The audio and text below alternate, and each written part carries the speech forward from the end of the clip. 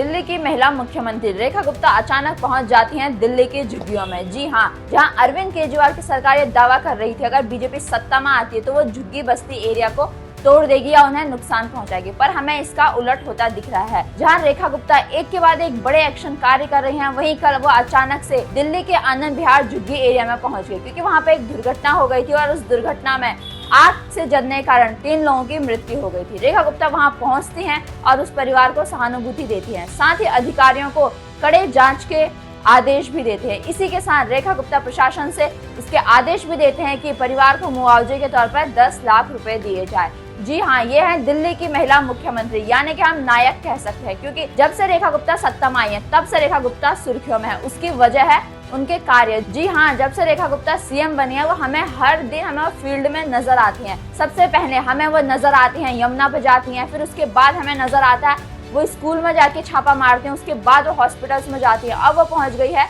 परिवार को खुद सहानुभूति देने दिल्ली के आनंद विहार इलाके के झुग्गियों में, और साथ ही 10-10 लाख मुआवजे की बात भी कही है। और अधिकारियों को भी कहा गया है कि इस पर जांच होनी चाहिए, कड़े जांच के निर्देश दिए हैं। अगर हम बात करें दिल्ली के झुग्गी क्षेत्र के विकास की, तो सरकार इसके लिए कदम उठा रही है। कल प्रवेश वर्मा और बांसुरी स्वराज ने एक प्रेस कॉन्फ्रेंस करके जानकारी दी कि वो नई दिल्ली विधानसभा में जो झुग्गी बस्ती पड़ते हैं उस एरिया में वो नए हम कह सकते हैं कि जल के कनेक्शन लगवाएंगे, और साथ ही दिल्ली की रेखा गुप्ता सरकार दिल्ली के हर बस्ती में पानी को पहुंचाएगी और जो उन्होंने वादे किए थे उनको पूरा करने की कोशिश कर रही हैं। जैसे हम कह सकते हैं 2500 का वादा, जिसमें देरी होती हुई दिख रही है, परंतु मिल जाएगा भविष्य में, हम कह सकते हैं 1-2 महीने में, क्योंकि कैबिनेट से मंजूरी मिल चुकी है 8 मार्च को। पहले कहा गया था कि 8 मार्च को मिलेंगे। इसको लेकर विपक्ष ने भी घेरा बीजेपी को, और साथ ही बीजेपी भी इसका जवाब दे रही है विपक्षों के आपने इतने सालों से पंजाब में नहीं दिए, साथ ही दिल्ली में सत्ता में रहते हुए आप ये कार्य नहीं कर पा रहे, और आप उम्मीद करते हैं कि हम कुछ ही दिनों में कर दें। ऐसी लेटेस्ट अपडेट्स के लिए आप सब्सक्राइब करें